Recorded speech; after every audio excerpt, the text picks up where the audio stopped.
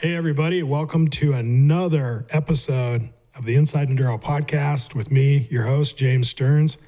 Today, we have another special guest, factory Polaris hill climb racer.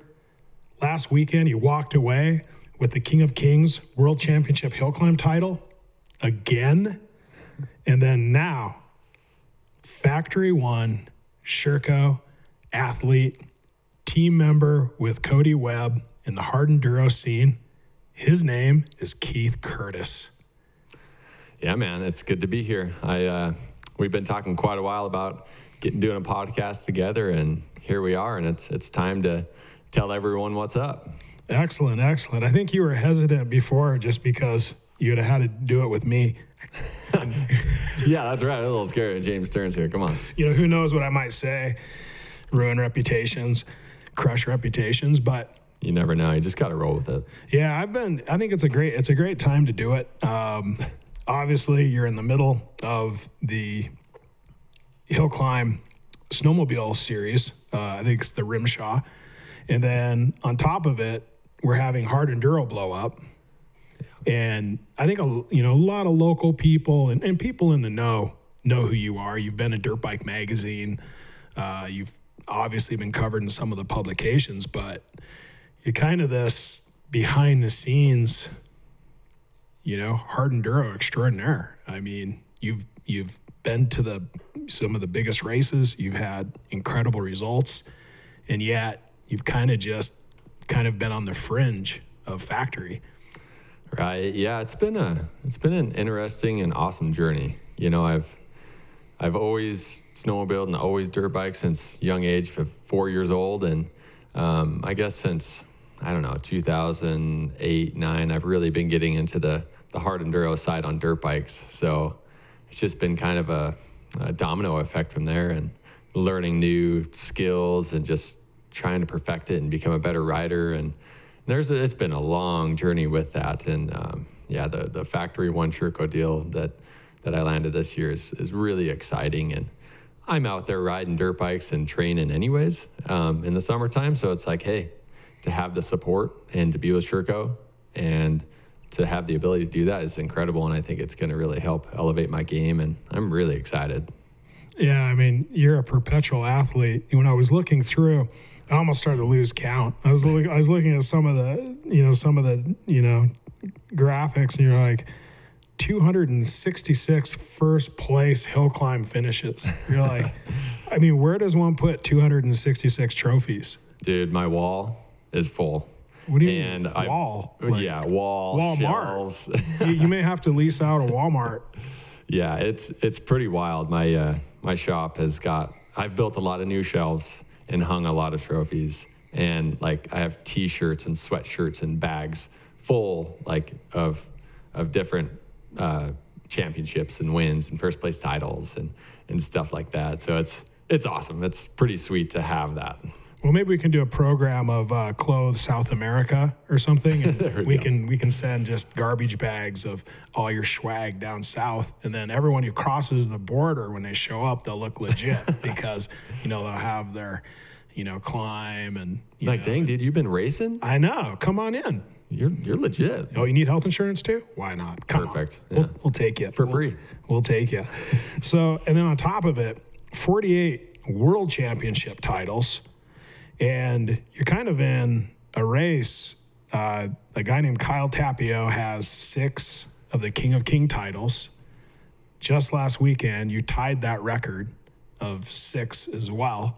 Yep. And you still have a long ways to go in competing. So yeah, I think odds are you're probably going to. I really like the number 7. Yeah. And then after I get 7, I like the number 11 too. So I just want to keep rolling and rock and rolling with all this whole thing. And yeah, to tie Kyle Tapio at 6, it's really awesome. I've been looking at that King of Kings trophy, and it's a traveling trophy too. So when you win it, you look and you see that every time you're in your shop. So I see my name on there, and I'm like, man, I'm just one behind Kyle. And then last year we didn't have Jackson Hole, so I had to wait a whole nother year, and then this year finally tied, and it's a really cool deal to be tied with him, and now I just want to keep rolling. And Kyle's 42, and he's still doing really well at the hill climbing sport. He's kind of like Graham Jarvis, you know. Where, easy there, man. There's some old guys and still make some things happen. Yeah, I know. Even you. Like, it's pretty cool.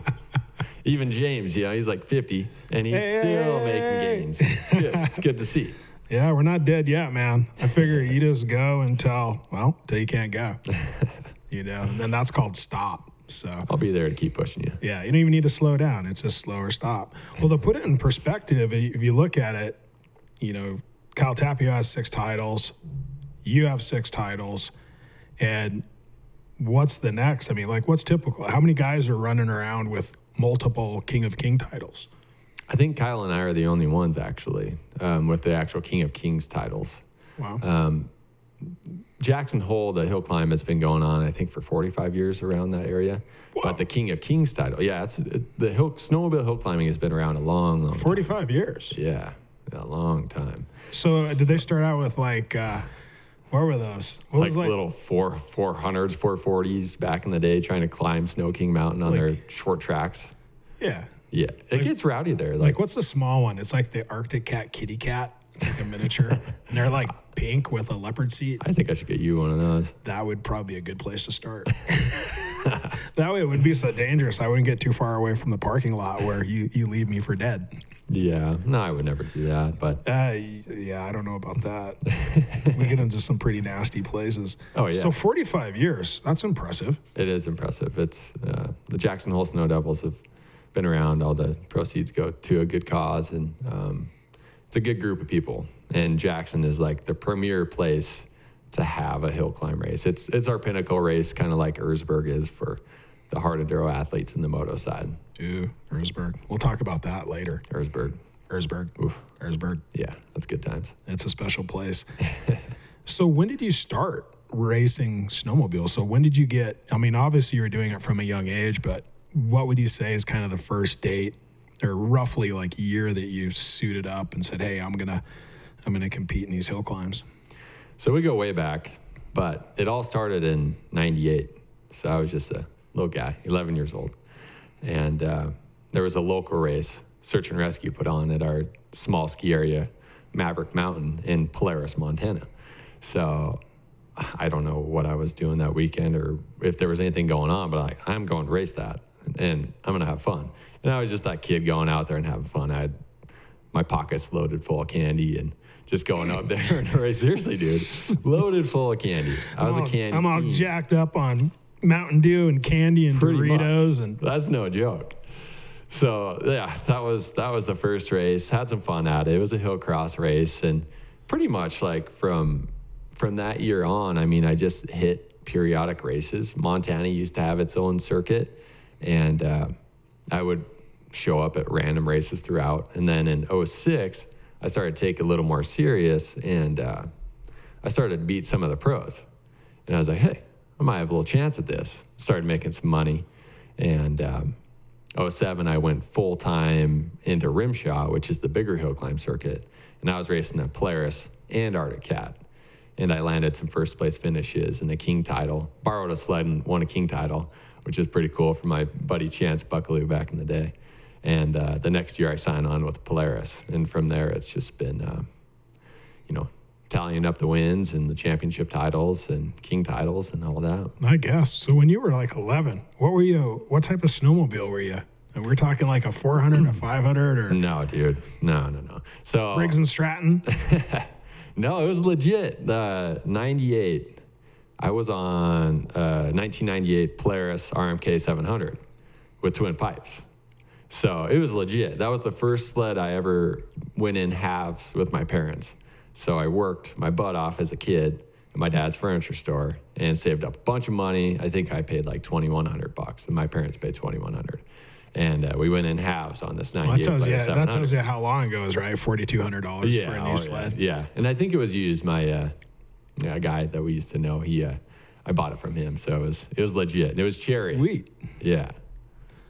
Was it cherry when you were through with it, being an 11-year-old? Dude, I was OCD about things. And that thing was cherry. I waxed it, made sure that thing was spotless. So what happened? to the OCD spotless thing. Oh, I had a kid, and that went away. It's like spaghetti stain. Yeah. Yeah, whatever. Little poop. Yeah, seriously, Vomit. poop, pee, vomit. Vomit. Yeah, you name it. I mean, Like, it's gotten real over the past year. It's gotten real. wow. And you just learn to embrace it. Oh yeah, and young Noxon, today's his first birthday, Yeah, right? today's it. We're having a pizza party for him tonight. Pizza party. It's gonna be legit. I remember listening to some comedian, and he was talking about, they had the first birthday party, for his son, and this big deal, and inviting everyone over, and he's like, man, I just don't quite understand this. He's 1 year old. He goes, so I came up with a new solution. He's like, okay, this is what you do if you have your first birthday. It's like, you take them to the petting zoo, you put them on a Shetland pony, you take a picture, you take that picture, you throw that, Polaroid in the drawer, and then, years and years later, because no one remembers, and, your son's 1, he's not going to remember. Yeah.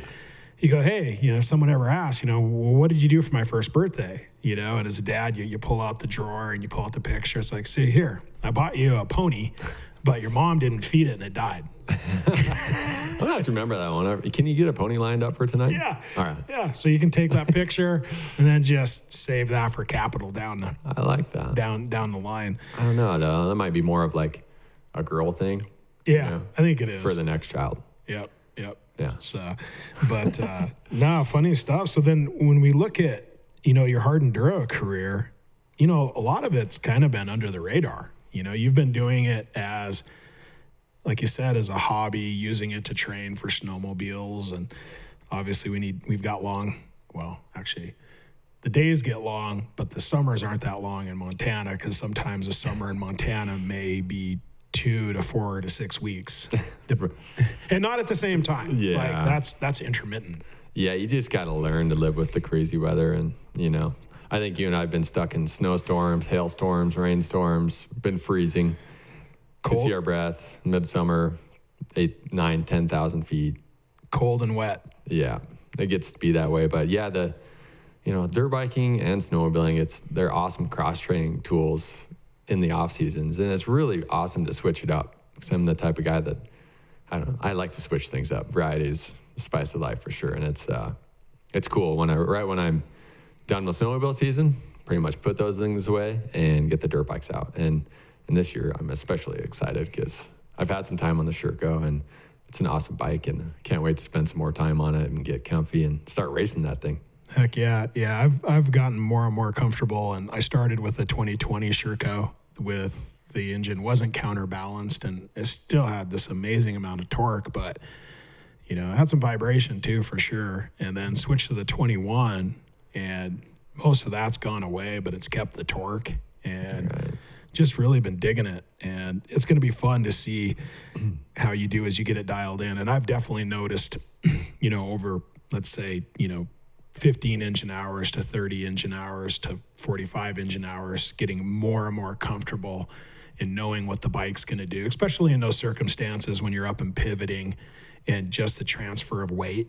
And, Sure. And in all conditions, you kind of get an idea of how that bike's going to react. Yeah, because all chassis are different. I mean, they put a little bit, they distribute the weight a little differently. And it's seems like a really solid bike. And what I'm excited for is having really strong bottom end with that carbureted bike. I think it's going to be really good. Yeah, well, I know you held on to the KTM with the carburetor as long as you possibly could. Yeah, that thing, it seems like the carbureted bikes have better, really all around power, I think. But yeah, I feel they run cooler, and you can dial them in, especially when you're working them hard in Romaniacs and Erzberg, to keep on those continual hill climbs and have the bike run cooler is a big advantage. Well, and the thing is, like the fuel injection, it is a great thing, and it's awesome, but it takes years to perfect. And I've seen it through the snowmobile industry. I mean, one of the first fuel injection sleds, well, it was way back, but one of my first was 08, and it was pretty dialed, but how far they've come since then is incredible.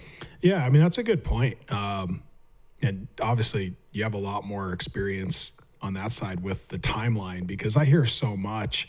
You hear, dirt bikes, they've been doing it in snowmobiles forever. Why don't they just do it like a snowmobile? But they're not there. No one's there. And this, like you said, the snowmobiles have come so far.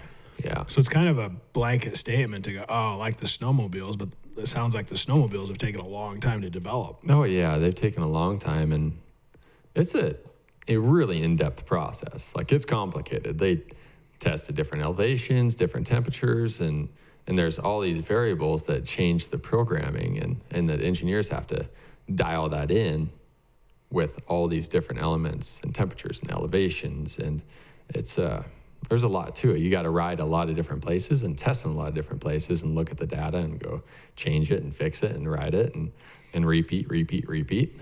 So then I'm thinking, as you're telling me this, and I think from what I've heard from you, that you have the engineers a lot of times at your races doing programming, either in testing or even at specific races. Is that? That's how classified. That's how classified. So it's funny. So, I mean, you got to ask yourself this question, or I just did, is like, you know, you hear so many comments, and everything that you just described of what you have to do, of all the testing and, you know, the different environments and elevation and temperature and, you know, probably even humidity. And then you have someone say, yeah, man, I just can't stand changing jets. Yeah. You know, maybe you change like 2-3 jets in a year, and you're like, you compare that to, you know, because this sounds like, even though obviously the snowmobiles have been doing it way longer, it's still not a one size fits all. Yeah. Yeah, and the dirt bike thing, you're right. It's changed in the main jet generally, right? Yeah. You go from 4,000 or 5,000 feet to 2,000 feet, and he just changed a jet. It's pretty easy. And snowmobiles, fuel injection stuff, it's calculated and it's calibrated for changing different elevations. But then take this into account, how hard you're riding the machine and how much work you're actually putting it through. And all that depends on the rider and how hard of terrain you're riding through. But I mean, we're putting our bikes through like the hardest terrain possible, and getting it hot and getting it pissed off, and like it's just what we do when we're riding hard enduro all the time. And same with snowmobiles. I mean, I'm doing stuff to snowmobiles that 99.9% of the riders don't do, but we're putting them to that whole nother test, you know? Yeah, and I think that's where the conversation gets dicey with the online and the YouTube followers and all the pundits out there, is that it's exactly that. For whatever it is, whether it's fuel injection on a snowmobile, whether it's fuel injection on a dirt bike, for 95 to even 99% of the people, it's going to be fine to get them down the trail 100% and do what they do. And, you know, then they hear someone like me bitching where, like you said, we're pissing them off, we're making them angry, we're working them super hot. And when you're fit and you've done the cardiovascular side, and, you know, you don't need to rest every 8 seconds. That bike doesn't get any rest. You know, you're pushing. And I'm not talking just sitting there spinning a tire. I mean, you're climbing and making up real estate, going. Well, if you're going to be fit, the bike has to come along with you. Right. You know, and it's a whole different feeling. And I think that's where I definitely cross swords with people. And it's kind of hard to understand, because people are like, oh, yeah, I've had this, and it's the best thing since sliced bread. And you're like, yeah. For you? Yes. Yeah. It's an interesting deal, because, it's like I've seen a lot of riders, a lot of beginner, intermediate, pro riders, and when the bike starts boiling, the person starts boiling, spewing sweat, you know? And it's like, oh, they're about done for. They're going to have to take a break. And it just depends on the rider and stuff. But, yeah, I mean, the harder that the rider rides and progresses, the bike does have to stay with them. And that's it's pretty cool. True. You know, so I don't forget, I don't know, this may be an interesting story. We'll see what you have to say about it. But it's funny, I had actually heard this about James Stewart a few times, where other riders, I heard Chad Reed specifically say, it's like, I would like to, if I could just see and feel what's going through James Stewart's eyes and brain, I'd almost give anything to see what's going on. Yeah. You know, when he's moving that fast. Uh-huh. And actually, we were here having breakfast with Colton Haker a few weeks ago, and he goes, I would really, if I could just be in Keith's skull, just to see the decision making and what's going on in his head, like when what he's seeing, to articulating it to a move, if he's thinking ahead. Maybe he's not thinking at all. Maybe he's on Shark Attack and he's just in battle mode. But, what do you say to something like that? And I heard it from somebody else as well, that, another, consummate pro athlete is, you don't have the finesse and trial skills of some of the top riders. And when I mean top riders, I'm talking top riders in the world, talking a Johnny Walker or a Lep Beckler or Mario Roman. But the X factor you have equals that to some point to get you closer to that level, just because of whether it be your style and fitness. But you definitely have a style, and I'll let you go with this. And I'll say another thing that Colton said, and we'll follow up. But yeah, what do you have to say to that? Because you have people thinking like, I don't know what he's doing or how he's doing it, but I just wonder what's going on in there. And I've had other people say, you make these decisions so quickly. Yeah, I think what it boils down to is having so much seat time on a snowmobile and dirt bike, and riding so many different types of terrain and areas across the world. I think that really helps me out. And snowmobiles, dry weight on those is just over 400 pounds. And on dirt bike, we're just 220, something like that. Yeah. And so that makes it a little easier on dirt bikes too. I'm throwing around a machine that's half the weight roughly, right? And I think it really does boil down to being comfortable, to seeing the terrain. And when I'm going up the mountain, like when we're out snow biking with Colton and all of us going up that nasty mountain covered in trees and logs and stuff. Oh yeah. I'm obviously putting the bike to its full use power wise, and just going as high as I can, yet picking smooth lines. And then on snow bikes is cool because you can just turn around downhill style and then keep going up. And that specific mountain, really when I look at any mountain, I just try to find any way up through that I see, Mm-hmm. And really that's what's going through my mind, I guess, in those types of scenarios.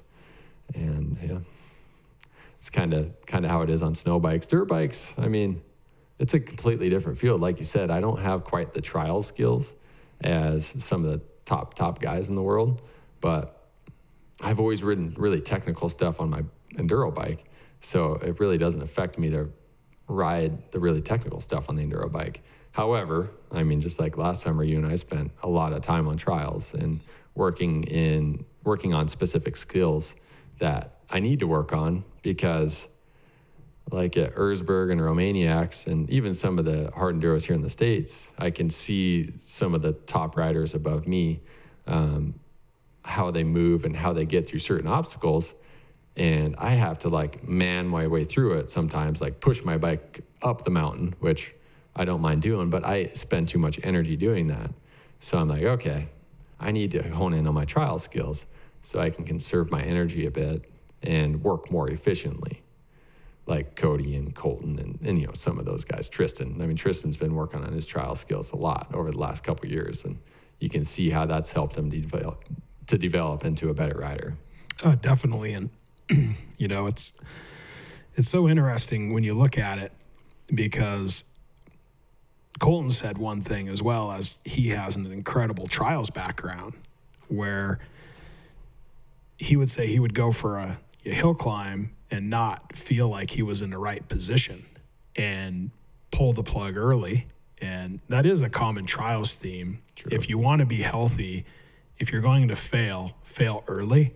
Yeah. Don't get up 3/4 on a ginormous obstacle when you knew back at the quarter mark that it wasn't good, and then, plummet back to the earth. But he made an interesting statement where Like, there was a hill climb at some point, and didn't feel right, didn't have the drive, gave up.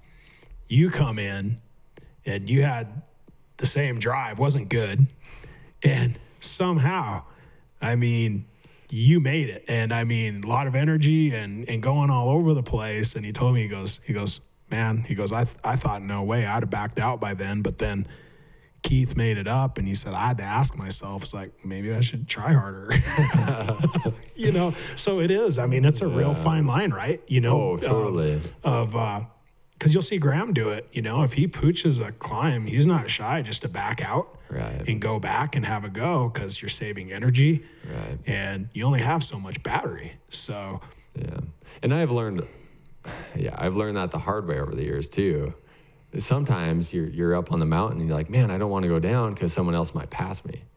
So it's like, screw it, I'll just push my bike up the mountain, and then you waste so much energy. Yeah. Where if you get the right drive and you get the right traction and you have that perfect recipe to make it up the mountain, and you're sailing and you're way ahead because you have reserve energy and you don't have to push your bike up the mountain. So, I mean, I have learned a lot, and I've picked a lot up from other riders over the years. And training with Alfredo before Romaniacs in 2019, I learned a lot that year too. I mean, just following him, and some places I could keep up, and then he'd just lose me in the really, really technical stuff. And I'm like, gosh dang it, how does he do that? And then I would end up pushing for 5 or 10 minutes, and he would just be 10 or 15 minutes ahead of me. And it's just that domino effect. He just continues to work his way away from me. And to try to learn how to be efficient, it's a tricky deal. But sometimes, yeah, I mean, I don't know, I'm pretty aggressive. Like I will just figure out a way to make my way up the mountain and use every little bit of traction and use my strength and my stamina to get up the mountain if I have to, you know. Just like you. I mean, you're the same way. You'll throw a bike on your shoulders and hike up the mountain if you have to. Hey, you got to do what you got to do to get it done. But, you know, we've been on the same, and it was fun in 19. And, you know, I was there with you with Alfredo and learned so much. And, you know, the gaps were, I had the gap maybe even further behind you. And yeah, you get to that point where that's what separates the riders of, if you can ride more efficiently, you have more battery, more energy, and it's exponential. You just continue forward. If you gas and, you know, you're miserable, and next thing you know, your form's starting to go out the window, and, you know, it's a slippery slope. Yeah, that's wild. I mean, once you race Romaniacs 4 days, 5 to 8 hours a day in the Carpathian Mountains, or 9 or 10 hours. So gnarly. Like, I mean, I was spent for a month after that race. I mean, James and I were talking about that before this podcast, like how spent you are. And you look at a dirt bike, you're like, I don't want to ride that thing. Like after that race, you know, and it really does. It takes it out of you for a while. Yeah, I thought about that just recently. We went down to the Grinding Stone down in Page, the first round of the new AMA Extreme Hard Enduro Series, and the course layout was excellent. Josh Schecker did an awesome job helping with the layout. Jim Flynn was the one that put it on, and course layout was great. Some of the scoring and placing, you know, needs some work, but it's a development and process. But the layout was excellent. The location was excellent. I think it has a great future. But it's funny, once you have those big, and it seems to be the big overseas experiences, and you hear everyone, they did the race, and literally the next day or even same day, they're like, man, I can't wait for the next one.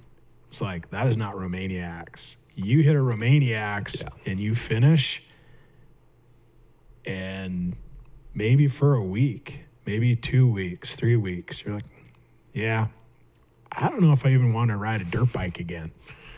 Man, I remember the first time I hopped back on my dirt bike after Romaniacs, both times, but especially 2019. I think it was 2 weeks after I got back to the U.S. and went and rode, and I was just being so lazy. I was like, I just don't want to ride. I need a little more time to get re-motivated to ride. Paul Bolton calls it being bike horny.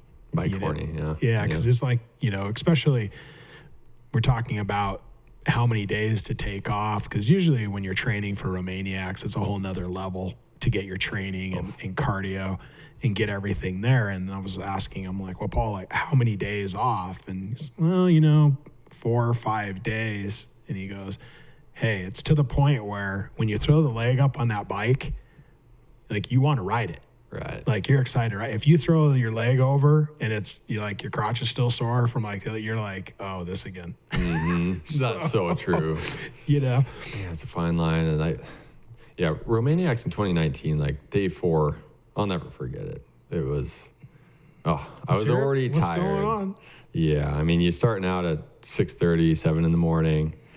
You're tired anyways, right? Because you're up at 4 in the morning, eating breakfast, stuffing your face so you have enough calories. And this is technically your 5th day. Yeah, because you got the day of Prologue. So, the morning starts out, and I'll run through it quickly. Morning starts out, I think I started 15th that day or something. And we get to this first section that's 5 minutes into the race, and we have a pile up and bottleneck. So I'm sitting in this line of like 3 or 4 guys waiting my turn to take a hit at this run.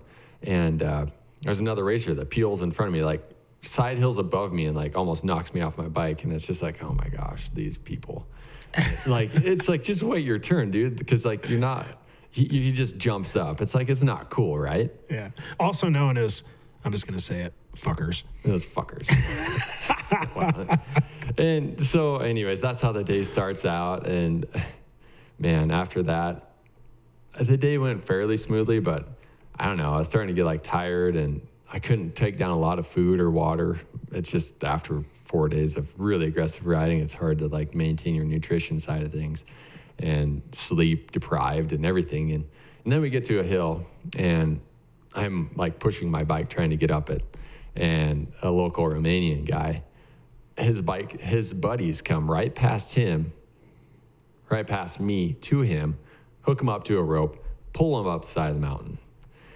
So that just pissed me off. Like, no rope came back for you? No, yeah, exactly.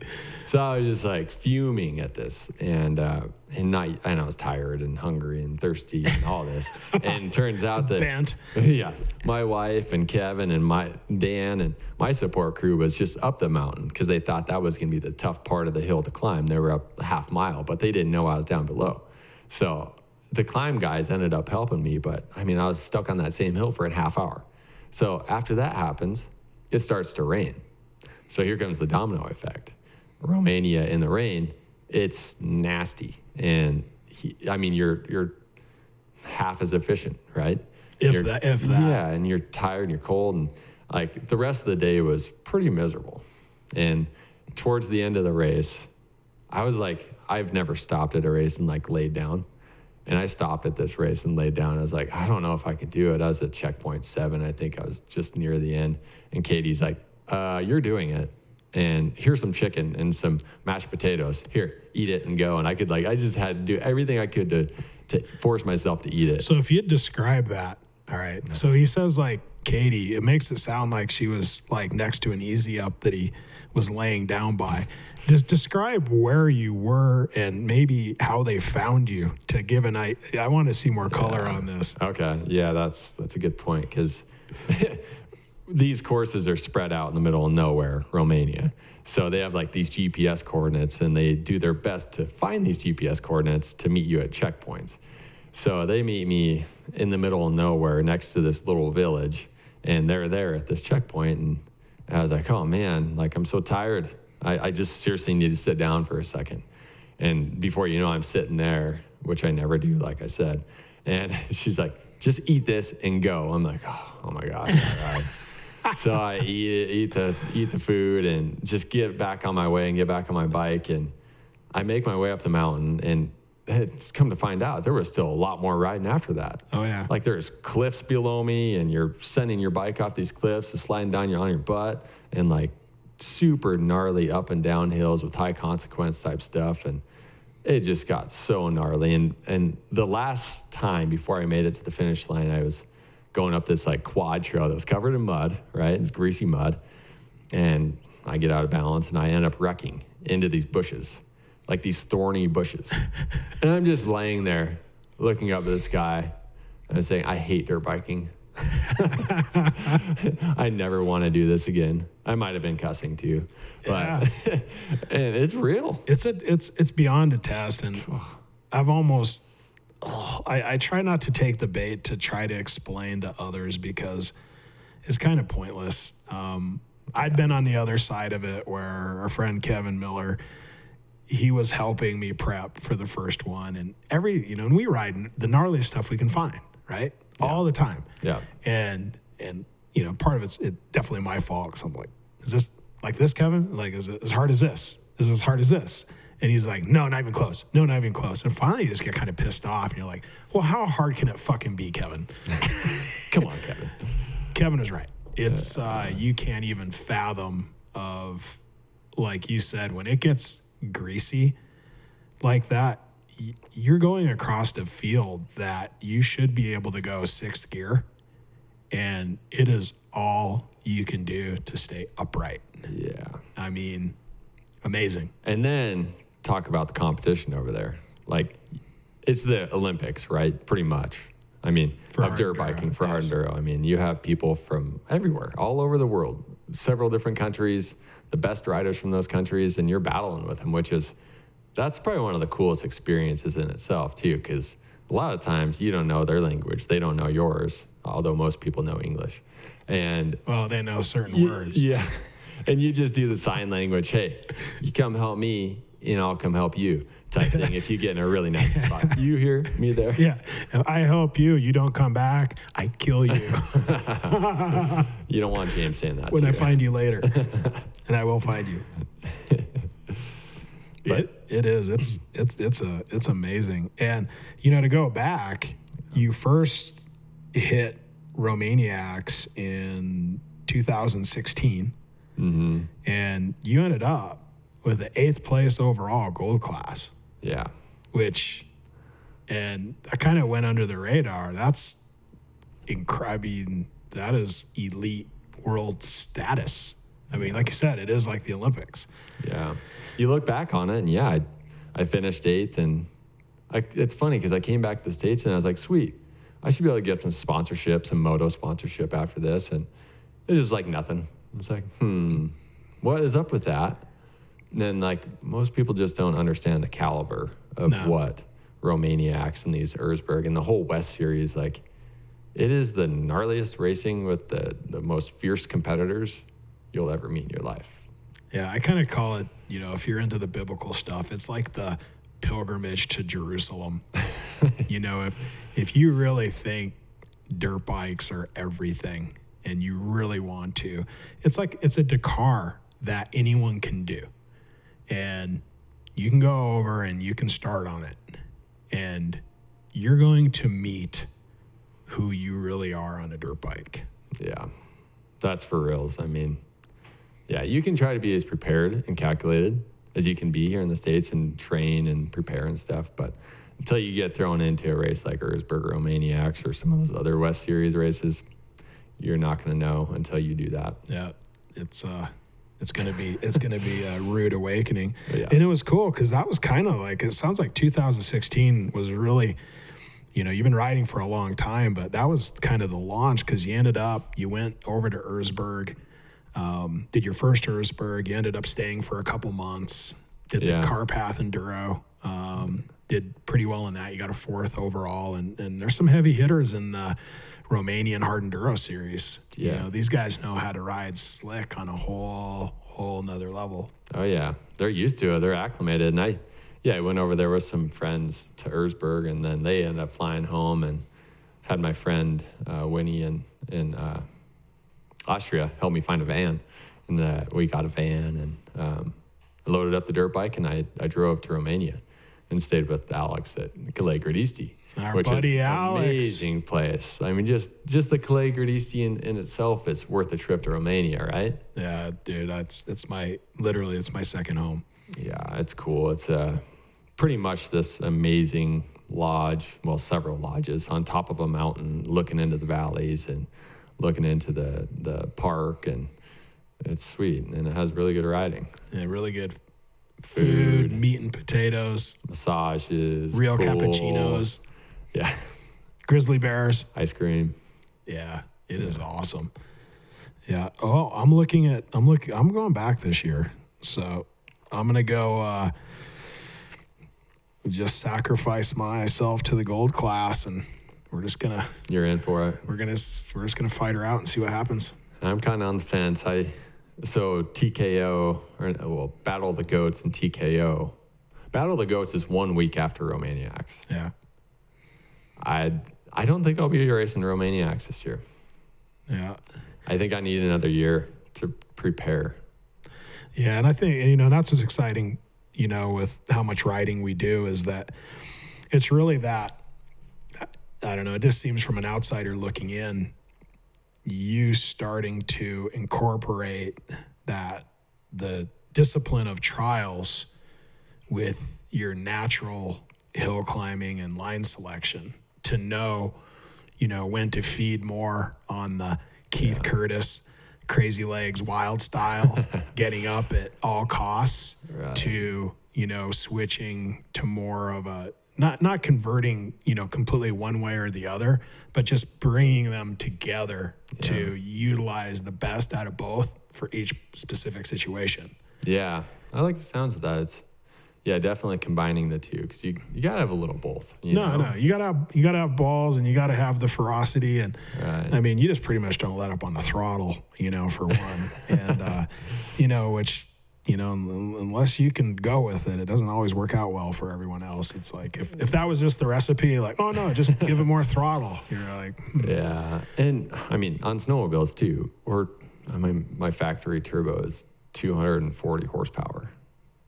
It's a lot of horsepower. Yeah. On a 400-pound object. Yeah. 420. And it's a totally different machine and animal, and dirt bikes we're cutting that way down. But traction's a lot harder to find on dirt bikes. So that's one of the biggest factors is traction. I mean, you'll see some of those guys, like Billy's a prime example. That guy's a beast. And, he'll be going up the mountain, and he'll completely bunny hop his bike over to get a new patch. To get a new patch of traction. And that's incredible. Trials technique. Yeah, totally. And it's little things like that you can work on and really capitalize getting all that traction. Yeah, just like imagine doing your style and having the wherewithal to know when to implement that. Mm-hmm. Like, all right, now I'm going to, you're going all wild, and you're like, oh, I'm starting to lose that. Okay, hop, grab a new patch. And that's just, again, not just seat time, but the right seat time of bringing both those disciplines together. And, I'm excited to be on that journey with you, because, I mean, we train together, and it's, it's so fun, because I think for sure, we all have potential, but you have you have this additional thing just to take with your skills that you have already to amp up to that next level. And I think it goes along perfectly with what's going on, because we've all seen, like, if you compared, I'm interested, I mean, I'll just let you answer it. Compare the technical and the physical of 2016 Romaniacs compared to 2019 Romaniacs. Man, it escalated so much. I mean, the level of athleticism between all the hard enduro athletes has grown so much. Like, it's jumped up several levels. And I went to Romaniacs in 2019 hoping for a top 10. Why wouldn't I, right? Like, I've been training and preparing here in the States. I'm like, I should be able to land a top 10. And, man, things have changed a lot. And so how about the terrain? And so the athletes are obviously, they've been forced to come up on point because everybody keeps increasing that. So how about the terrain, 16 to 19? Yeah, I mean, the terrain has gotten so much more difficult. Like, yeah, they've really been stepping up the hardness of the terrain too. I mean, it's gnarly. Like, you see some of the stuff and you're like, man, you want us to climb that, or you want us to go off that? And it just keeps getting more difficult and more difficult and more difficult. You have people like Martin and his crew out there checking out the zones and, making these new sections and stuff. And I didn't think it would have gotten that much harder from 2016 to 19. Yeah. Because we're here in the States, and it's like, oh yeah, we're pushing, we're riding harder terrain, but it's just another level. I mean, those guys are acclimated to it. Yeah, and man, I don't know a more polite, I'm sure there's a more polite way to describe this, but it is seriously the what the fuck that if you're riding the hardest stuff and you're somewhat acclimated it from the US and you see it, and I mean, and I'm not talking just, oh, what the fuck? Like, you literally look at it and that comes from your soul. Like, you literally look at it and A, you're uncomfortable. B, you're somewhat scared.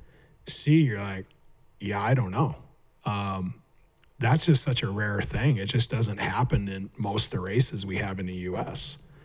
And I've seen those where you literally shake your head in disbelief and you're like, well, A, I don't even know if I can do it. And B, I don't know if I can survive it. Yeah. I mean, seriously. Dude, there's some high consequence stuff. Wait until you race gold, and then you had high consequence stuff in silver too. Yeah. But gold, man, it was so sketchy. Last day, like an hour before the finish, I mean, we're literally behind the bike on this little ledge that's like 6 inches wide. And I think someone rode across it. I think Alfredo, I don't know, but not a chance in hell I would try that. Yeah. Like, I'm behind the bike, pushing the bike across this little shelf.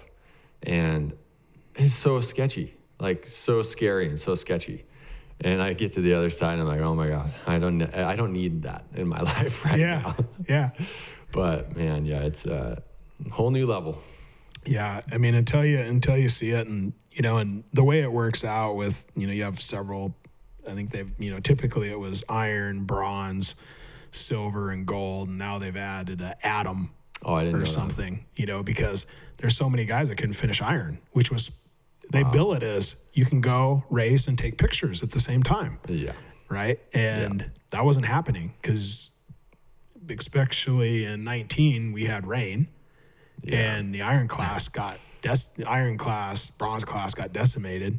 It made the track, but silver does share some of the gold lines and, vice versa, but you don't get probably as much of it. And yeah, there's those sections where you literally, you roll up and you can't comprehend it. And it just seems so crazy that, why would you do this? And getting hurt too, but funny enough, the first one that I've seen in the US, they put a section in at the grinding stone that you basically came out to this little rock chute that had maybe 10-foot walls on each side. Mm-hmm. And it was just a bit of a cliff ledge. And it was easy, 20, 25 feet to the bottom, and it was undercut. And you're just going to fall, for 20, 25 feet. And the rocks that were there, like as you're falling, you're going to start hitting the face. But they're just like parts of the face sticking out. It just looks like things you wouldn't want to hit at all. Yeah. And it's off camber too. And you've seen some of these in the Verde when you've been out there when we were, with Max and Taylor, and especially the one trip we did. And some of those drops, you're like, whoa. Yeah. That's scary stuff. Like if you didn't see someone do it, and this, I don't know, this is me anyways. Like if I didn't see someone do it before me, I'm like, nah, you're crazy. I would agree. Not going to do it. Yeah. Just doesn't look right. Yeah. And the desert's completely different because you do have quite a bit of traction, right? Yep. When you have it. Yeah. But if there's water involved, it gets slimy and slippery quick. Yeah.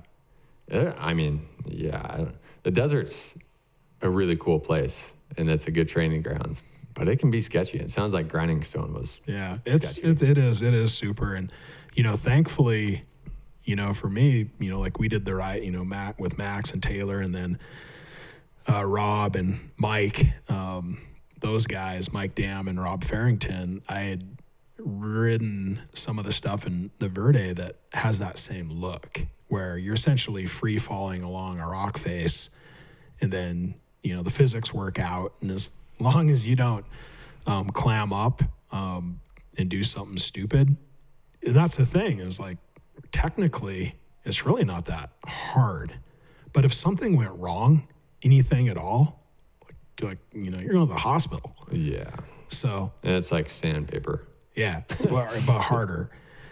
And so we rolled up to this, and there were 3 racers sitting there looking over the edge, just sitting there. And there was a guy in the middle, and we'll just call him Wayne. And he's off his bike, but the bike's, really almost on the fulcrum of going off, and he's not on it. And I pull in, and I get the adrenaline, and it just keeps running. I kind of become a different person. Oh yeah. And I'm like, Wayne, what do you want to do? I'll help you pull the bike back. But I said, don't get on that thing, because he was already, you want to roll off it. You don't want to 100%. Yeah, you don't want to get on it and then fall off it. Sounds dangerous. And I didn't want to see anyone get hurt. And I was like, hey, listen, I'll pull your bike up, and you can have a restart at it, or what do you want to do? And he just drops it. The bike just goes, and it just free falls and bends the bars, and it's gnarly. And at that point, the 3 younger guys that were there, one was Coleman Johnson. It's like, I'm out. Yeah. And one of the other racers, what do you mean you're out? My race is done. I'm not going off that. And the other guy's like, well, my bike's pretty new. I'm not going off it either. And Max Gersten comes by, and we've done a lot of this stuff together, and he rides by me and he goes, do it like this, big dog. And he just, smoothly drops off, and it a little worked. bit of throttle, lean back. Yeah, and hope for the best. Keep her straight. Yeah. Yeah, my big thing for everyone, man, when all else goes to shit, look to where you want to be and forget everything else. For sure, yeah. Looking ahead is a key part. Don't look where you don't want to be. Yep. Just look so true where you want to be. Same with snowmobiles too. I mean, carrying the momentum and the speed and keeping a flow is like very important. Yeah, and because of that flow, I kind of automatically knew when I saw Max go off it, I had about 1.5 seconds of testicles to follow in behind him, or the testicle gap was going to close. You nailed it. I did. I nailed it. I was like, but I knew, man. I'm like, you know what I mean? You get that monkey see, monkey do courage. Yeah. But man, I knew it had an expiration date, and it was about maybe 1.5 seconds. So, but yeah, hit it. And I think the other guys, once they saw that, are like, okay, it's possible. But again, if you had rolled up to that and saw that, you're like, no. Did they do it? I'm not sure. I'm pretty sure. Left. Yeah. Yeah, I was gone. I was like, once I did that, I had another peace out, another adrenaline pump. You're like, oh, there is a God. I'm stoked to see the hard enduro circuit growing here in the States. It's super cool to see, because a few years ago it was like we didn't hardly have any hard enduros. Yeah. And it's cool to see the States stepping it up, East and West Coast stuff, and that's fun to see. It's going to be really fun to be part of it. Well, again, we're seeing it here. The younger riders coming up, and even the older ones, we're getting better. And we're doing harder stuff. Our bike setups are better. The tire setups are better. The moose setups are better. And we're focusing on, like, man, I can think even 3 years ago, how many people you see out doing pivot turns? Now, man, all you see is this pivot turns, like, this part of the program. It's so fun. And it's funny comparing this to snowmobiling, because it's the same thing. Everyone's trying to go out there and do bow ties and hop overs, and on dirt bikes, pivot turns and slow wheelies and all the hard enduro stuff. And it's cool too, because I don't know, I feel like hard enduro, you can definitely get hurt, and the riding technical stuff on snowmobiles, you can get hurt, but it's a relatively safe part of the sports, right? Yeah. I think you're right. To me, it's really a physics equation. When you add speed with weight, is high impact, super catastrophic injury. So if you fall off something, bumps, bruises, and it's possible to break something and snap something, but it's not typically like a high speed auto accident, which that can happen too. Because sometimes I remember going across, I thought I was safe, and as you know, there's no real smooth field in Romania.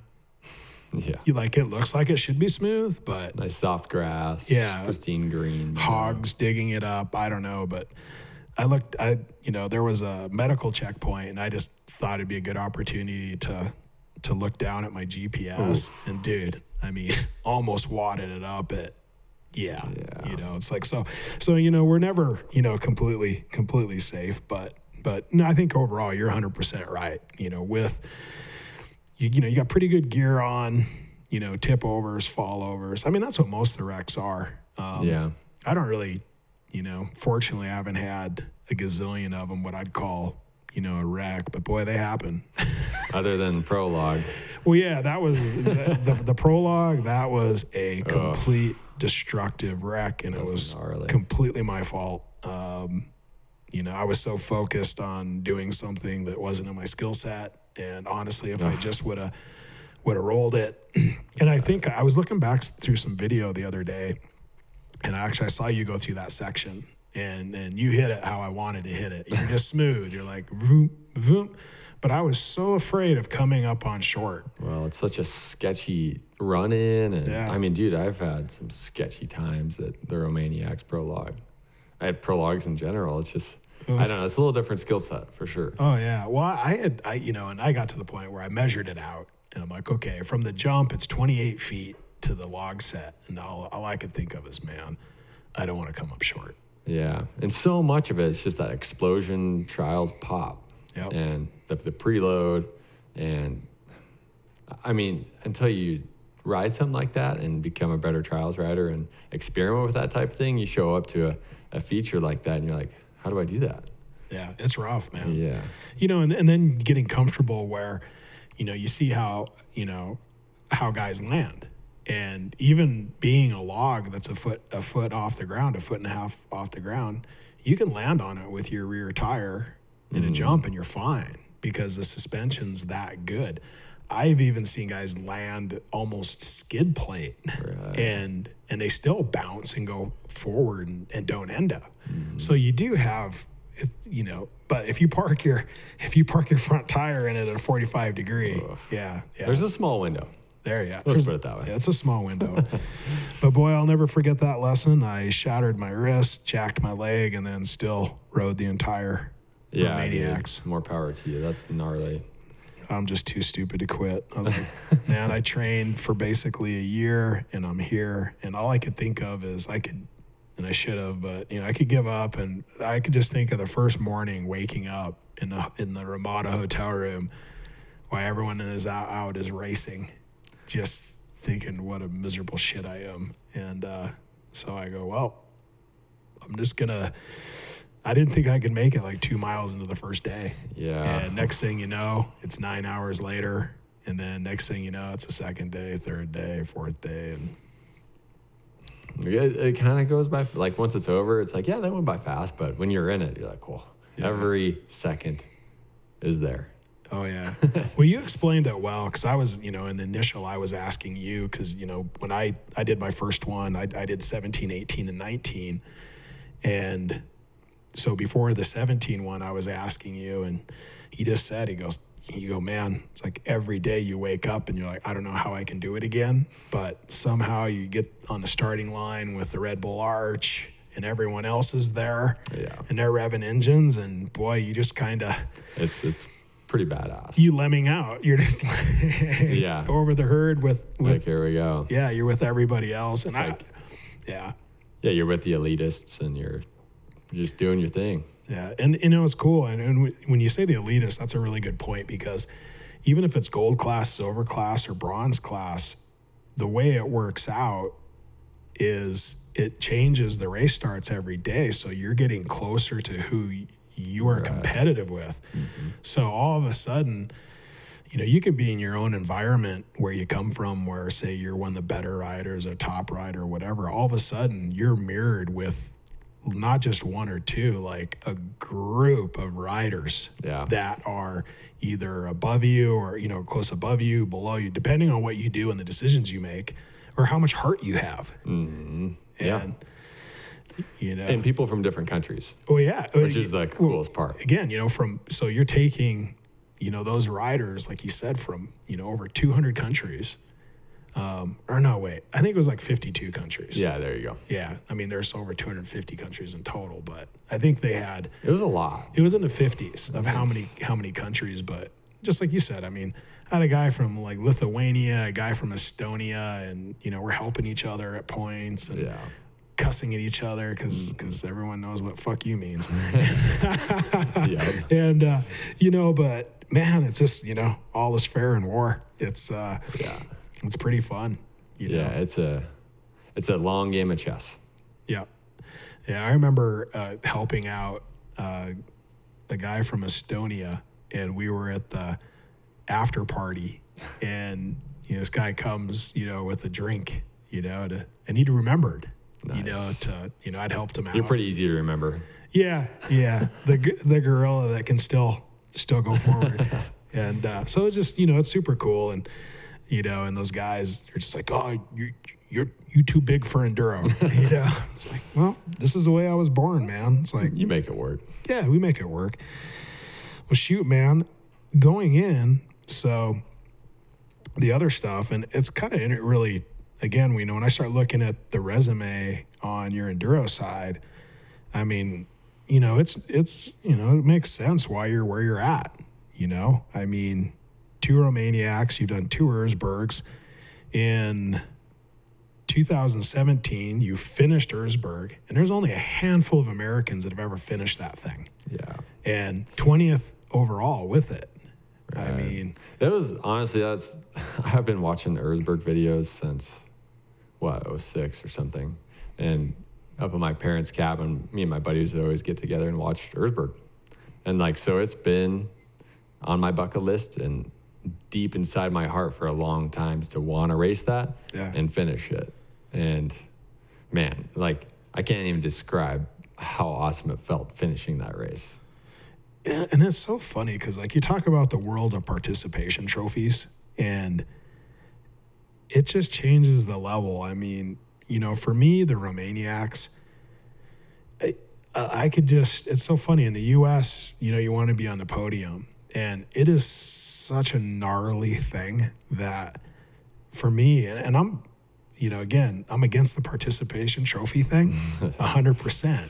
But in the same breath, people don't understand. It's like, you have that Romaniacs, the finish, like how you feel, it's like you've given everything and it's an accomplishment, you know, and I mean, I feel, you know, that's one of my proudest things ever. And then same with the Erzberg, you know, if you can finish in that time period is amazing. And, you know, that's the one thing that's kind of tough, you know, for me personally is, you know, I'm really late to the game, and, you know, people ask, they're like, oh man, you know, you think you could finish it? And God damn it, I hate to say, like, I don't know that I can, and I don't know that I ever will. And all I can do is try, and that's all I can do. But from someone like me who, you know, likes to, yeah, God damn it, I'll do it, you know, it's like, you know, but just honestly, you know, I look at it because I've been there and I've raced it and I've qualified and raced it, and I'm just like, holy shit, man. It's it's a different animal too. It's just, it is. Qualifying is much different. Yeah. I mean, it's not just put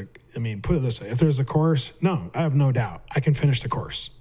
Right. Not an issue. If it was just you and whatever, some other people, or just, but you get the bottlenecks. Give me 8 hours or, you know, 6 hours or whatever, you know, that's not, but there's such gnarly sections. But there's more to it. There's being fast enough to qualify fast enough. Right. And, you know, basically a full-on sprint enduro, but to do the whole package to get it done is next level. It's a pretty surreal moment, like going through the Red Bull Arch and, you know, seeing Alfredo there. I think he won it that year. Yeah, he won it that year. Yeah, he's got 2, right? Yeah, I don't know. I can't remember. One or two. But yeah, I mean, we were sitting there and, you know, got a picture in the Red Bull Arch through like, that's priceless to me, and that is probably one of the coolest feelings and accomplishments that I've had on a dirt bike. Even though, you know, Erzberg's a 4-hour race. Yeah. Then that's the cutoff. And, you know, I think a lot of people know Erzberg more than Romaniacs. Maybe that's just what I think. I don't know. But Romaniacs is 4 days, 5 to 8 hours a day, riding a lot of the same terrain that we're riding at Erzberg. Erzberg is more of a sprint. Yeah. you're using every little bit of energy because you know you're only out there for 4 hours, or for people like Alfredo and Graham and some of those top guys, you're out there for 2 Yeah. or less just because they're so dang good. But yeah, I mean, it's a totally different experience. Both are awesome though. Yeah. Originally I shied away from the Erzberg just from almost just like a, budget perspective. You're like, all right, go to Austria, arrange the bike, do all these things for a 4-hour race, Right. where, it's the same airfare and, virtually the same accommodations. Might as well go race for a week. More bang for your buck, right? Yeah, totally. But then going to Erzberg, that was changed. Mm-hmm. Because you have the Prologue run one day, you got the Prologue run the second day, and then you have the main race. And like you said, there is no comparison. When I was done with Erzberg, it was nothing like Romaniacs. It's just, you only can get so much punishment in 4 hours. Right. Right. Which is a lot like the U.S. hard enduro. Yeah. I mean, our races in the States, 4 hours is probably more than you'll see, right? Yeah, I mean, and I find it to not be enough. Right. Well, And I don't know if it's because they try to put it in time constraints, but hey, if you're listening out there, Europe, most go a lot longer. And to me, that's where you start feeling that next level, because at 4 hours is just 4 hours. It's not True. it's not that much. And especially if you have stuff with people pushing and this and that, it eats up a lot of time quick.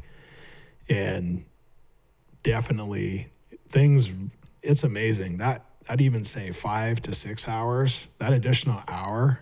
yeah, it separates. Men between the boys. It just keeps.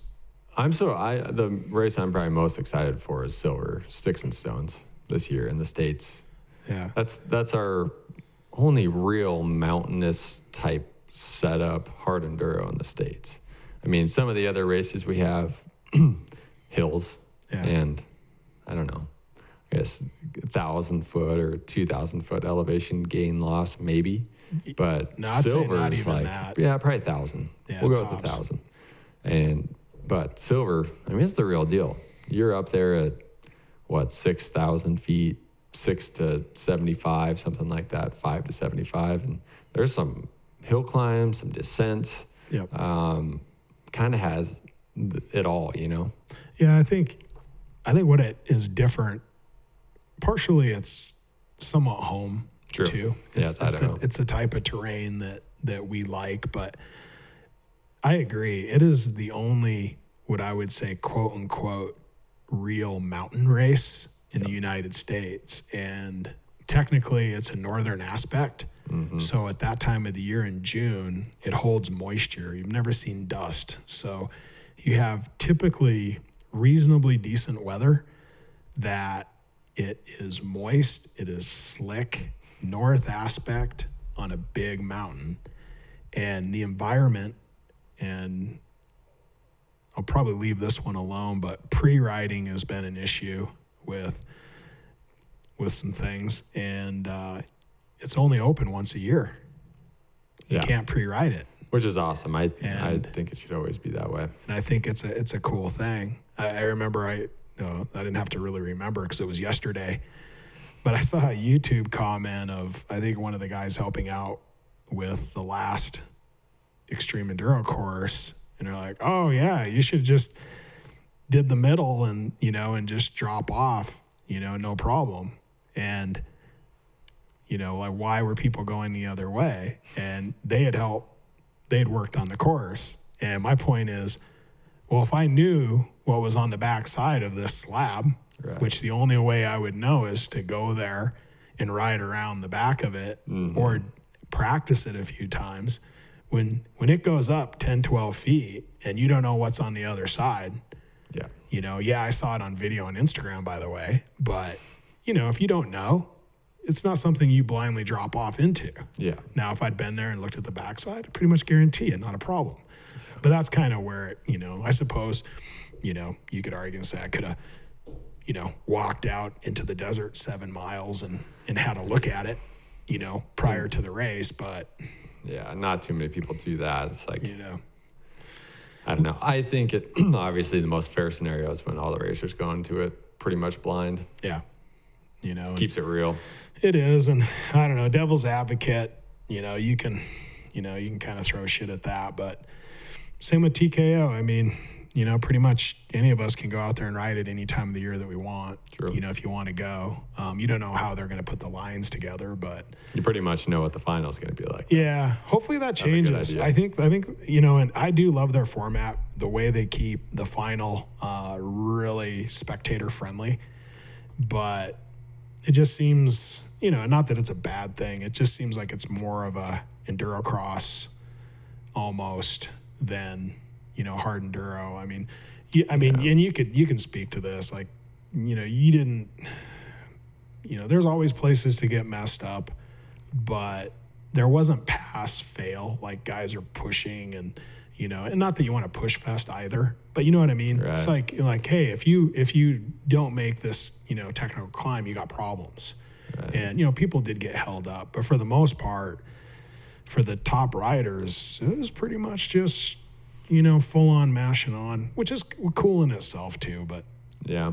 I mean, you're right. It's pretty much a 35-minute enduro cross track through the hills. yeah. And through the rocky creek bottom, and there's a hill climb, and there's some descents and some side hills. And I guess if it would have rained, it would have changed everything, which it's tricky there that time of year because a little bit of rain goes a long ways. Yeah. No, you know, that's a really good point. Because when I was there, I guess it would have been Oh, you're setting up. 18. Oh, I think, and it rained, and you're right. Like if you did that same course and it was wet that you guys did with the final, yeah, it would have looked totally different. So you're right. So I guess, you know, when those guys plan it, they got to keep that in mind, right? Because, you know, they don't know if it's going to rain or not. But then again, you are with the top 15 guys, right? True. And I don't know. I feel like in that scenario, like they should run us through the ringer. Yeah, I do too. I do too. I think it should be a little bit more tedious than that. And there's lots of options there. I mean, I think the reason they do that is to keep it spectator friendly, but I think they could still do that with some other options, some close by options, really. Yeah, I think you could open it up and, you know, it's close enough proximity that the spectators can get out, you know, a little further. Mm-hmm. Like say it's not even a quarter. You'd even have to go a quarter of a mile. Yeah. You know, and you're out in different stuff. So hopefully that continues to develop. You did quite well on that. I remember watching the start and you got pinched on the inside. I think you exited like 13th out of 15th. Well, you got pinched. You got pinched in. There's some strategy to that race, and I know it better now. But definitely, I botched my whole shot. There's just no other way to get around that. I was not being aggressive enough, and I should have been more aggressive. But yeah, 15. There's 3 groups of 5 that left the line. And I was on the second line. Oh. And really, I should have been on the first, but like I said, there's some strategy involved. Yeah. And so second line off, and the first guys take off, and they're ahead of us, and it's fine. It's like a little enduro cross track where you start out, and sure enough, I somehow at the 180-degree corner, I got my tire stuck on the wrong side of the log. And so I was like sitting there, racers all around me. I couldn't hardly get my front tire over the log, you know, do a little wheelie pivot turn. And by then, I was 13th out of 15th. I was like cussing in my helmet. Gosh dang it! You watched that one, didn't you? And well, you fought back, and you know, it sounds like, you know, the whole time took a long time. No, that little tire thing, and all of, you know, 1.8 seconds. Yeah. You know, you went from, you know, second row to last row, and then now you're on the back foot fighting back. Right. And you did. You know, you fought through, and it was pretty quick. Yeah, I think by like the second lap, or end of the first lap, I think I was back in like 6th or something, 7th. Yeah. So I passed a lot of people. I have that GoPro footage. It's pretty cool. And then pretty much maintained that 5th. I had a battle with a couple people throughout the race, but ended up 5th. Yeah, I saw some video on one of the deals, and man, you could see the humidity and the heat. Oh my gosh! Because I'd never seen your face that red. Oh. You know, you had kind of this look. Your face was red, and you're just—it's so gnarly. That heat. Yeah, you're talking like 90 degrees, 100% humidity, 95% humidity. So, I mean, I don't know. I don't know how they do it. you get so hot, and some guys just take their shirt off. Yeah. What? Who was that? Corey Graf under? The shirtless. Go get it. Yeah. I don't know, man. Maybe it's not such a bad idea. I'm just afraid of getting leeches or chiggers or something. But yeah, ticks. Ugh. I remember asking this nice old lady. It was so hot, and I was like, wow, what do you guys do here in the summer? And she just looked at me with this disgusting look. She goes, nothing. It's too hot to go outside. I was like, this is not a place for me. Yeah. You get there, you step out of the vehicle, and you're instantly sweating. It's like people bring fans at their, hangout trailers, and they're cool down, and you have to have a fan. You have to have moving air. Yeah, I learned that. I learned that from the first time. These guys have those big barrel fans or cowling fans. That's the way to go. Yep, I brought one, and the only thing I was bummed out about is I brought one of those big fans. Like, why didn't I bring two? Yeah, the American hard enduro guys hooked it up, and they're like, hey, here's a chair, here's a fan, chill out. Yeah, it's like sweet. It was nice. Kevin Miller, we traveled over there to those races together, and Kevin, he lives at 8,500 feet. He hates hot, humid weather, and he was inside the vehicle more often than not. He's like, oh man, I just can't handle this. I'll be in the van. It just cracked me up. I think that makes it worse too, because you're in the air conditioning, and then you come out and it's just like boom, it hammers you again. It's like your body going through convulsions, going back and forth. And pretty much. I know Kevin thinks CB is overly humid and hot, and I'm just like, no. It gets the hot temperatures. I mean, but it does. It does get a bit. It gets a bit humid, but not, dude. But we're in the mountains there. Yeah, not compared to TKO. Oh, man, there's no comparison. No, it makes you really happy that you get back into the mountains. You're like, okay, breathe this nice, fresh, cool air, and it's like, okay, this is home. Well, yeah, when you leave the city too, and you start out at 6:30 or 7:30 in the morning, and then you basically start climbing. Yeah. Next thing you know, after you climb 3,000, 4,000 vertical feet, you're still hot, but it's kind of cooler temperature. Oh yeah, much different. It was funny. I was thinking about when you said, you've never like stopped and laid down in a race, and to think like, just the people who know you stopping in a race and laying down is hard to comprehend. Oh man, I can't do this anymore. Yeah, I can't go forward. Like what? I'm destroyed. Yeah, like no, I'm done. You're like what? But we were at remember Dustin McCarthy.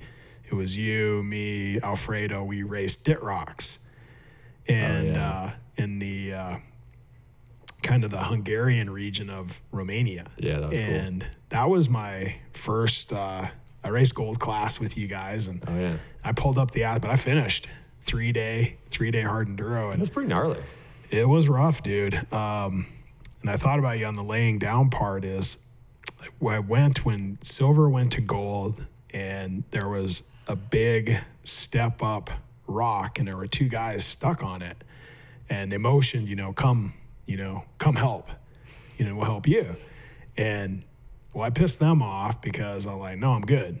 And I got up it, got past them, went on, got into this climb. Oh no. And dude, I got jacked up, man.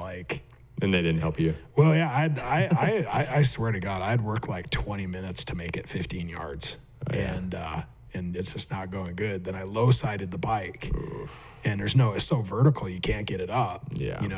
And fuel is leaking out, and you're like, man, I got it. And those guys showed up, and I was kind of like, and I this was my actually pitiful excuse in my brain, because usually I will not ask for help. But since I had fuel leaking all over me, I'm like, hey, help me, I'm losing fuel, which I think I was just using that as an excuse. And that's pretty legit. And they look at me and they're like, yeah, fuck you. And I'm like, oh, fair enough, damn it. And so those guys help each other and get by. And to me, this is kind of like rolls into the essence of hard enduro, especially the really extreme stuff. So they get by, and you feel deflated. You're by yourself in the forest. Yeah. Those guys helped each other. They're gone. I'm still there. You're like, this sucks. Yeah. and fortunately, I had to give up. I had to pull the bike down, get back, start all over. Yeah.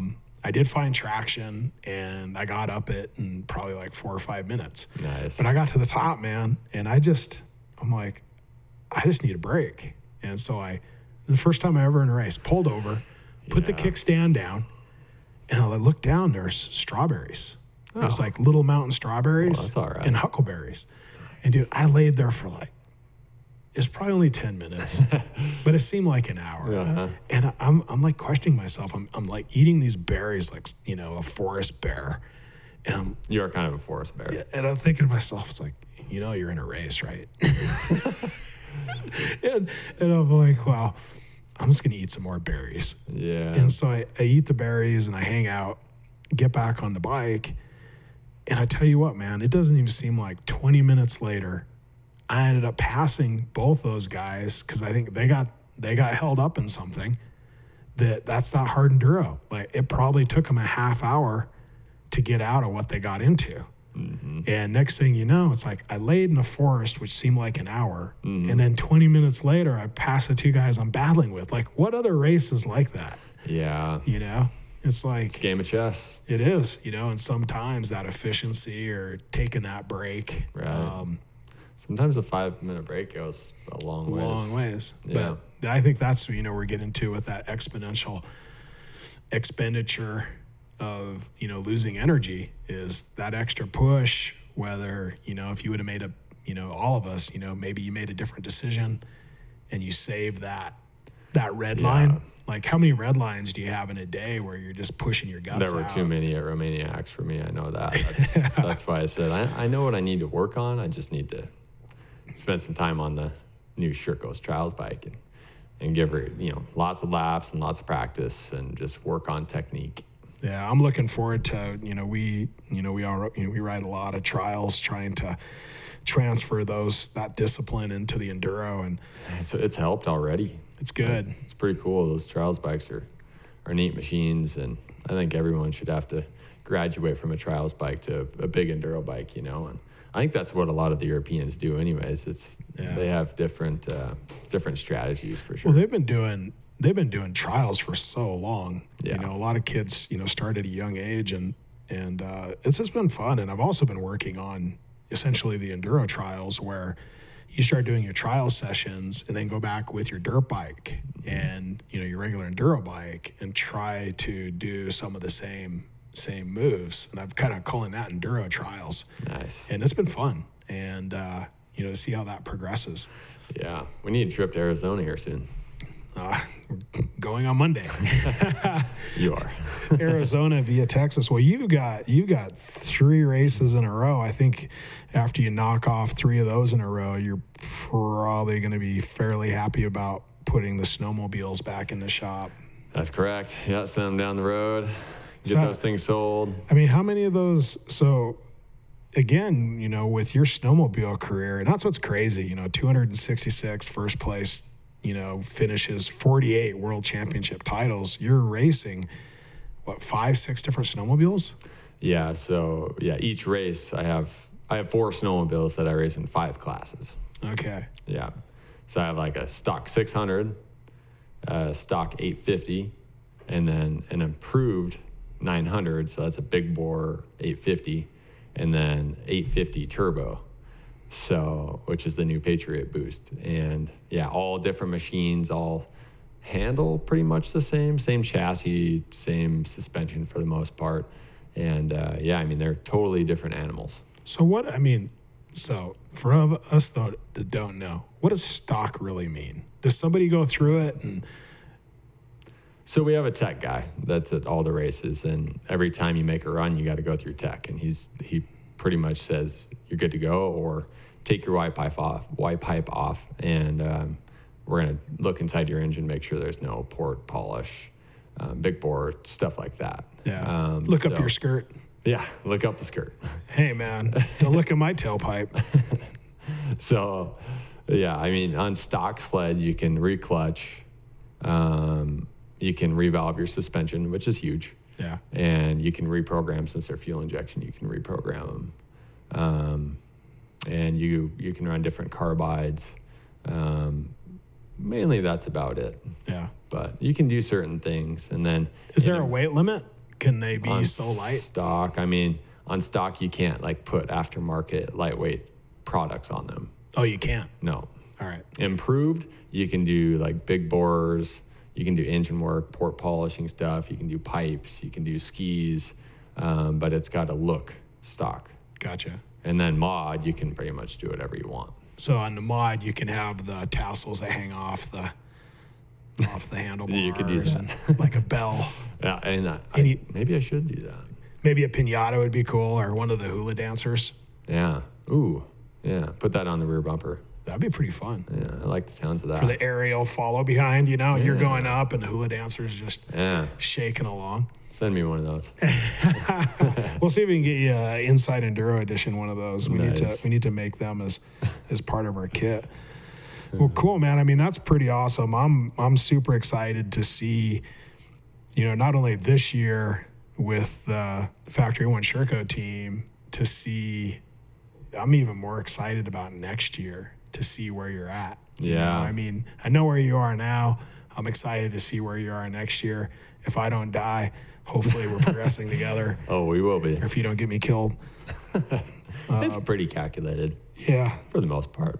Well, yeah. I mean, it's awesome. I think, again, like the Romaniacs, like you said, that's the week before Battle of the Goats.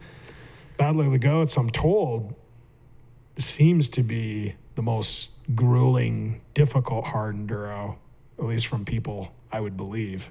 Yeah. Yeah, I mean, Battle of the Goats was awesome. Like, it was a super fun race. I mean, I like Sticks and Stones better just because it's in our backyard and it's mountains. But, besides that one, I would say here in the States, Battle of the Goats is definitely my second favorite race. Yeah, and you finished a third at that last year. Yeah, it was sweet. Show up in the humidity and... Yeah, it was cool. When I finished that race, I pull up after the finish line there and chat with Kevin for a bit. Then I cruise on back to towards my pits, and I see Cody and Tristan sitting there in their lawn chairs. I was like, you bastards. I tried to catch them through the whole race, and they see me. They're like, what, dude? You just like come off the couch and land a third? Like, how do you do that? I don't know, man. I just do my thing. That was a super effort. And then you ended up racing Colton's bike. Yeah, I got to be a factory fill-in for a TKO on the Husky, which was cool. Stunt fill-in. Yeah, stunt fill-in. Hey, you ride this thing. Well, it was nice. Colton did you solid and got a little injured, so you could ride his bike. Yeah, I mean, I'm there for you, Colton. It's cool. What are friends for? Well, pretty awesome, man. Well, man, it's been a crazy year for you. You've had, a new son. With your wonderful wife, Katie. You got a second on the way. Yeah, the second's on its way, and it's a girl, which is going to be awesome. It's going to be, a variety, a spice of life. That's a good thing. Yeah. And, she's due June 25th, so we got, less than 3 months. Wow, it's going to come quick. It's wild. Yeah. So are you guys going to stay with, playing man-on-man, or are you guys going to go where you have to play zone defense with your children to the number 3? Oh, man. I don't know how that's going to pan out. It's going to be interesting. Hey, when my kids can start out racing me, that's going to be a cool day. Yeah? I'll be all about that. Well, that's pretty cool. Give them a high five.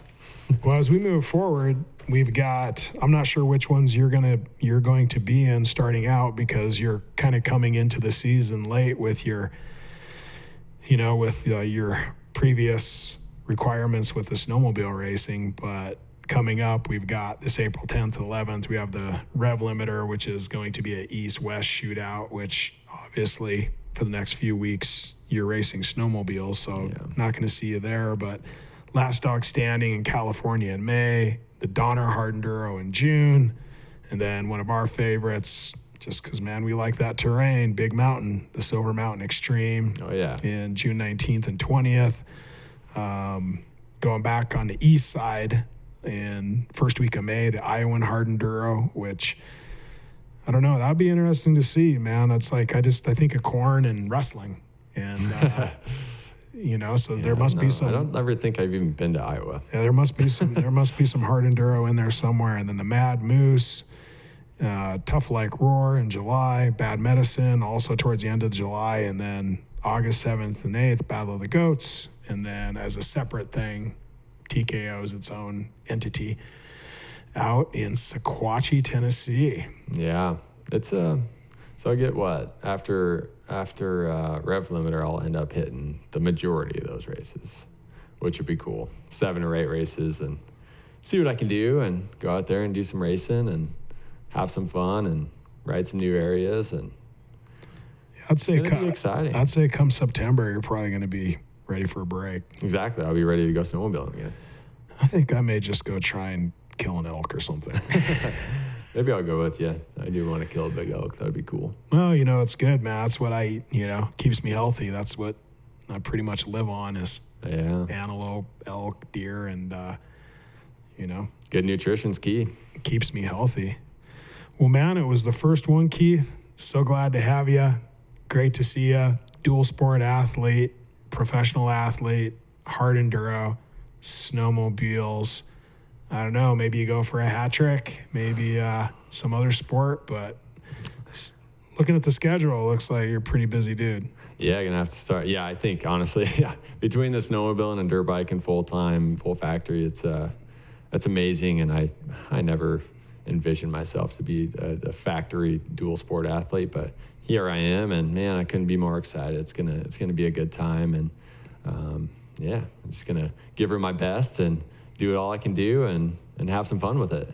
Well, hell, man, you've put in the effort. That effort has afforded you these opportunities, and all I see you is putting more effort in. So, like all Buddha says, we can control our work, but we can't control our results. So that's all we can do is put in our best effort and see. That's right. See where we go. Yeah, I'm excited for it. We'll have to do some good training this summer and ride a lot of different zones and train. Yeah, we're on it. Well, Keith, thank you so much for coming in. It was great to do your release. Appreciate it, man. Yeah, thanks for having me. Good times. Hey, you're welcome. Hey, everybody out there, just a reminder, we're giving that bike away, that new 300. You got 2-3 weeks to put in for that. We're looking forward to give it away because I tell you what, man, when you pull that ticket, it's a smiling face. Well, free dirt bike, I mean, hey. Yeah. That's pretty sweet. Oh, I guess $10 a raffle, right? Yeah. So $10 you can win a $7,000, $8,000. How much is that? When's the last time? Well, See, that's what happens when you're sponsored. When you're sponsored, you don't know how much shit really costs. No, they're $11,000. All right. $10 for an $11,000 dirt bike. I like the sounds of that. Well, that's pretty cool because last year we had Dane Shovelin who won and a great young guy out of North Carolina. And it's almost like, I didn't expect this. Like, it was our first time doing it, and we give that bike away, and you're like, yeah, it's fun. But, like, to see his excitement, and as we know, like, for your life, like, someone wins, like, a big ticket item, like, a car or a motorcycle or some big, like, you never forget it, right? Yeah. Because most people are like, I've never won a goddamn thing, and it's like, then a person like, I won a free dirt bike once. Like, really?